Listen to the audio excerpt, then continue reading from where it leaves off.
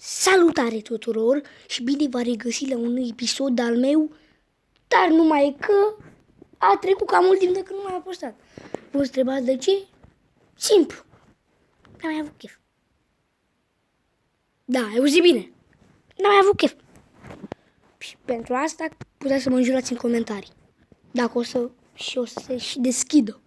Pentru că nu știu ce setare trebuie să fac dacă mi se închid. Așa că hai să dăm drumul cu o nouă reacție nouă de bubuie. Bine, reacția asta, o țineți bine minte, că trebuie să iasă la fel ca la aia cu Vlad Munteanu, care stă 243 de vizualizări. Adică, pe bune. De ce la celelalte videoclipuri care am postat atunci, în luna aia, n-am luat atât de multe vizualizări.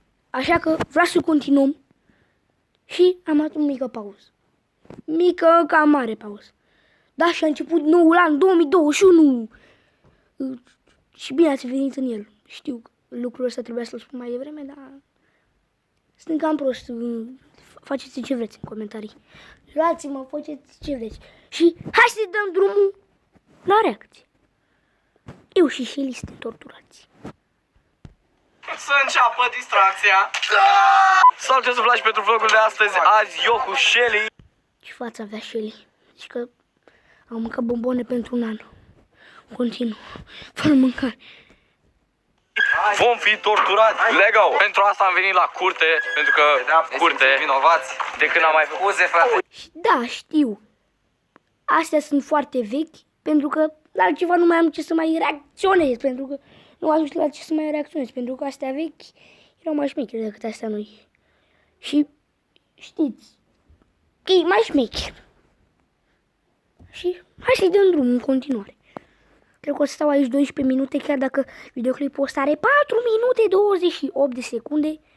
Eu stau 18 minute aici, mai mult ca sigur. Hai să dăm drumul, să nu mai zice nimic. Duri. That's Queen. Adică nu am mai făcut un clip de mult aici și o să ne punem pe niște scaune și o să fim torturați de Cristi aici. Subscribe Cristi. Cristi v-a aruncat cu multe chestii scârboase în mine și Shelly, care avem amândoi. Cristi cam avea față de bătăuș. Adică ceva de genul era la școală. Băiatul vrei să te bat? Ceva de genul. Ia, nu băiatul vrei să te bat. Pe bune, așa avea fața. Și hai să dăm drum. Cu minion. Dar avem tricou cu minioni. Minion! Bun, este timpul pentru tortură. Vă rugăm frumos să aveți milă. Stai, am telefonul. Stai un pic. Bine, o să începem cu ouăle. Aoleu. Oh, the egg. A venit știți ce se va întâmpla, nu? Așa că hai să dăm drum.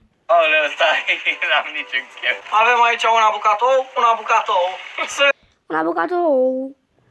Să înceapă nebunia. Înceapă distracția. De ce? Frate, mai dai clickbait. Bă, Gabriel, picioarele. Clickbait. Bă, ești nebun. E un prank inofensiv. Prank. Mamă, ce regresivă cu sărăcii, bă, mai mă, mă gura, mă, să că nu ai greșit cu nimic, mă zi. Nici nu știu ce am zis ultima dată și nici nu cred că ați înțeles ce am zis acolo, pentru că nici eu n-am înțeles ce am spus acolo, dar cred că am înțeles ce am zis, ce a zis oamenii din limba mea, adică nimeni. Cred că n-am înțeles nimeni ce a zis. Adică chestia vine așa. Ce am zis eu acolo, nu am înțeles decât limba mea. Și limba mea înseamnă nimeni. Yo, tu stai chiupă. Adică cam așa vine teoria. Teorie mai calculatoare. Hai să dăm drumul. Niciun minut abia a trecut și eu aproape s-a terminat videoclipul câteva secunde dacă mă uitam acum la el fără să zic nimic. Hai să-i dăm drumul. Să continuăm foarte mult. Dar cu ce ți-am greșit ție? V-ați greșit? Hai să te Cine știe cu ce ai greșit? Cred că nimeni. Partea următoare, toate chestii. Stai că mai am, o crezi că stau în 6? Cum să-i combine? Combina, ați spus. Ești dobitoc! De ce îl bombardează numai America, adică Cristi, pe Japonia, adică Shelly, cu bombe, adică cu ouă. Și pe Vlad, uitați-vă puțin ce față. Râde de Shelly. Pentru că pe el l-am bombardat doar o dată. L-a bombardat doar o dată, dacă nu ați înțeles, pentru că am văzut în videoclipurile mele că eu vorbesc ceva gen. Și de-aia nu prea să înțelegi nimic. Hai să dăm drum. La mine, ține-tu-ți adat, ești prost? Hai să facem aici. Ești animal! Băi, dacă Mamă, dă cu lapte de vacă. Iaurt! Nu poți să deschizi. Ba nu, iaurt. Nu lapte de vacă. Respect cine a făcut sticla aia de iaurt, frate. Trebuie să știu ce ai cu noi, Să curgă mai bine. Să fie mult mai fluid. Ăla bea. E bun? E bun, mai ales când îl pui pe capul lui Vlad. Și pe palușelii. Am greșit. Nu. Aoleu. Deci că a vomitat lapte pe el. Mam. Acum cred că mulți dintre voi care sunt mai așa cu stomacul, cred că au vomitat. Golani. Aoleu, Golani. Ok, gata, sunt terminat? Nu. Nu te cred. Trebuie acum și niște culoare. Mamă, colorat alimentar. Îți dai seama că acum se face colorat. Nu vă gândiți că sunt rasist. Colorat alimentar, adică o să fie o mâncare, adică o să poată să-i mănânce după aia. Pe Shelly, pe Vlad. Niște culoare. Respect. Niște respect. Ia beți voi, Cristi, deci cred că în primul rând... Respect. Zic că e sos de roșii. Ce pute, Mamă, ce i-a dat? Ce i-a dat? Nu vi s-a părut și voi o scârbos? Bine, da. Hai să continuăm așa un minut. Mă, nu datorez bani, ok, n-ar trebui... Omule, nu te cred, put! Ia mă, ce miroși, ia. Pute! A pizza miroase aici. Mă jur că în viața mea nu mai fac... Shelly era ceva de genul. Shelly era ceva de genul. Îmi miros viața. Hai să continuăm. Că s-a făcut videoclipul deja de 8 minute. Băi, eu zic să filmăm GTA în viața aia. Clickbait și prank! Da! Mi-am dat și pe față, de ce ar trebui să... Mă bucur! Mama, cum mi-a dat mare croșou de ou în fața lui Vlad Munteanu. Hai să filmăm GTA în viața. Mamă, împușcătură. Deci dacă avea o armă era videoclipul perfect. Cu ou. Dacă avea o armă care mergea să bagi o sau să o creeze el, să dureze câteva ore să creezi o de-aia, să bagi o, să încarci, să tragi așa, ar fi șmecher. Trage așa, să-i bombardeze. Câina, că vrei. Dar ce cu ce ți-au greșit câinii să estici mâncarea? Nu, băi. Uitați-vă puțin la câini cum mănâncă așa poftă. Și acum, doamne ajută, o grămadă de mâncare, hai să mâncăm, că o să strângă ăștia, haide. Și mănâncă. Asta că nu ți-a greșit cu nimic, adică îl omori, îi joc în picioare.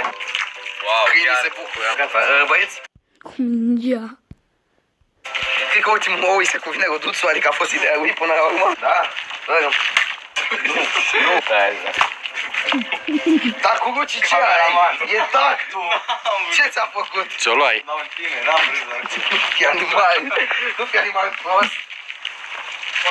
Da! Ce face am prins lui Shelly? Cred că l-a zgâriat. Cu ouă ăla. Cu așa două. Băi, eu vreau să zic ceva. Primul la duș. Sunt două băi.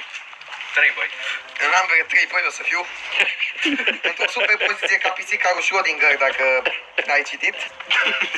Ai.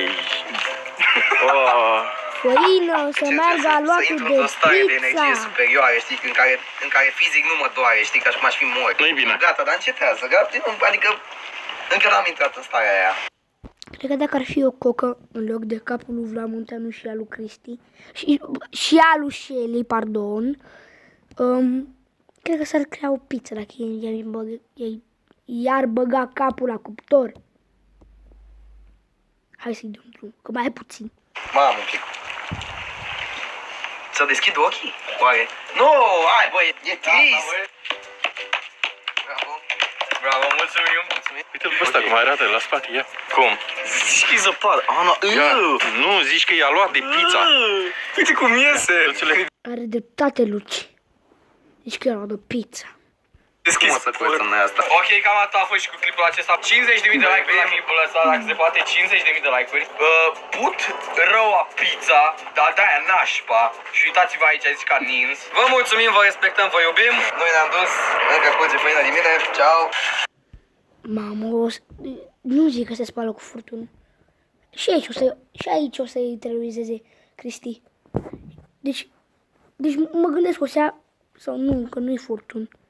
Dar cred că are furtun. Cred, poate îi bagă furtuna acolo și o să dea pe ei. Am o presimțire. Nu știu dacă a meritat.